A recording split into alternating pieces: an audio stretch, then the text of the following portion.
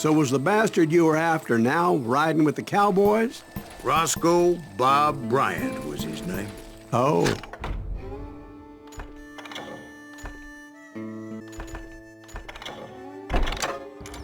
But no, this time it was a different bastard I was after. The aforementioned Mr. Ringo. And yes, he was working for old man Kleinton.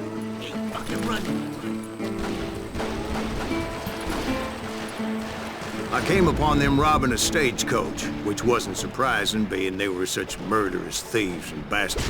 The bandits wore red scarves, so I knew they worked for the old man. Over there! There! I did my best to help those poor bastards.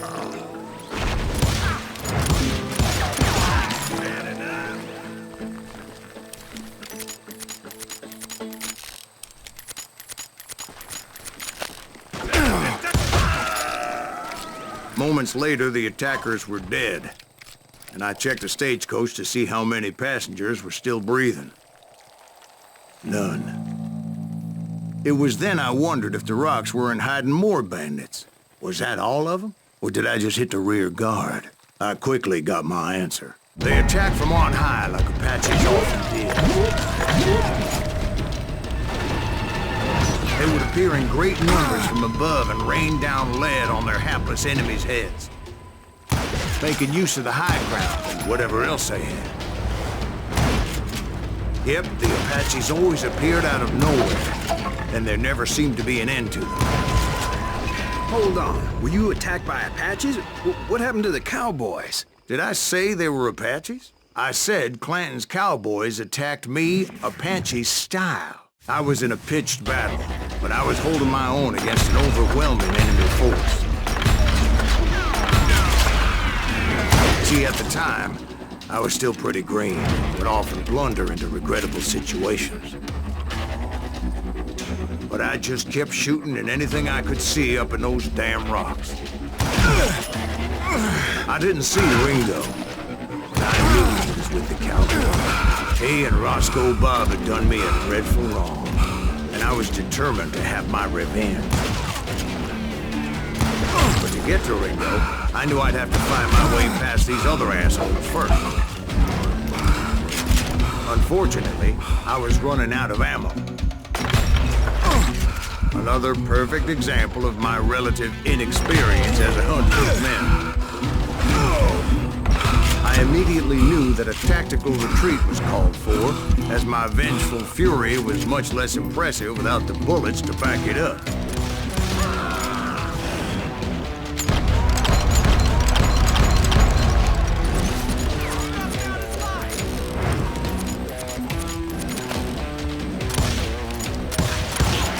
Finally, they managed to corner me.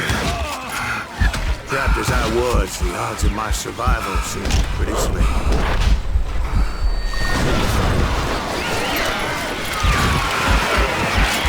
Luckily, serendipity was on my side as I suddenly spotted a way out of my predicament.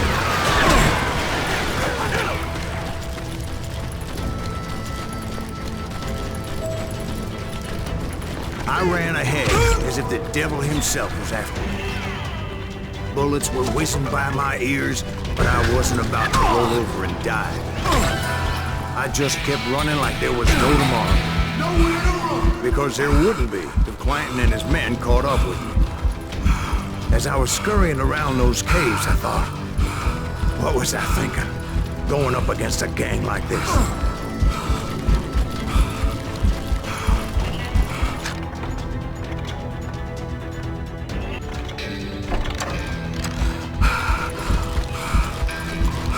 I just kept running, not knowing where the hell I was going. And that's when something miraculous happened. Like manna from heaven, I found the desiccated remains of what looked like an Apache warrior. The old weapon next to him supplied me with some much-needed ammunition.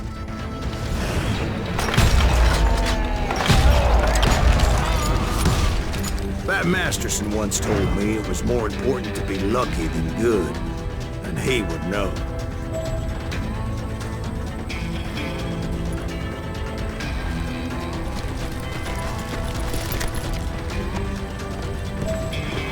And imagine my surprise when I found a fistful of dynamite to go along with that ammo. That stroke of good fortune evened the odds and bolstered my confidence. It was time to turn the tables. Time for the prey to become the predator. Time for the hunted to become the hunter. Time. All right, Jesus, we get it. They were right where you wanted them. That's right, Jack. I was done running. And the old man's boys were not expecting that. No, sir. I came at them like a wildcat. My fury knew no bounds.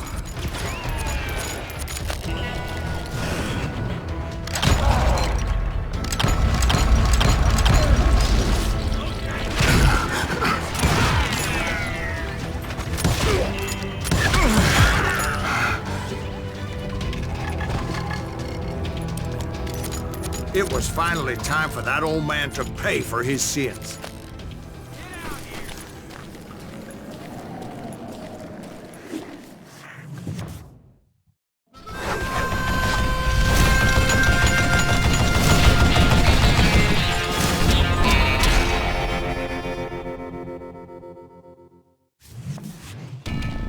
I yelled out at the top of my lungs, "Clanton, I'm coming for you!" A little stealth might have made more sense, to be perfectly honest. Because that old fool had a Gatling gun and enough bullets to last him till Kingdom Come. But I knew I could not let that deter me. Not if I was to find and kill Rinky.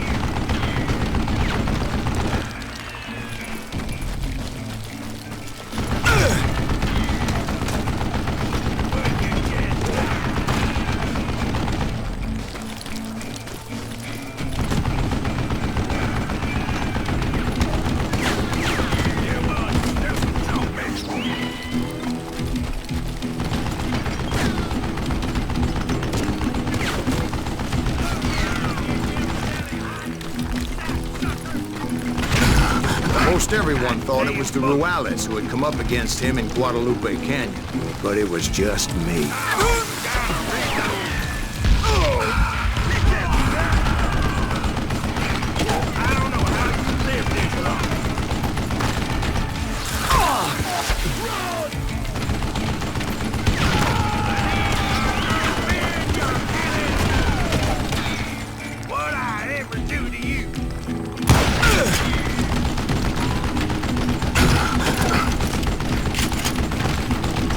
Damn, I gotta reload!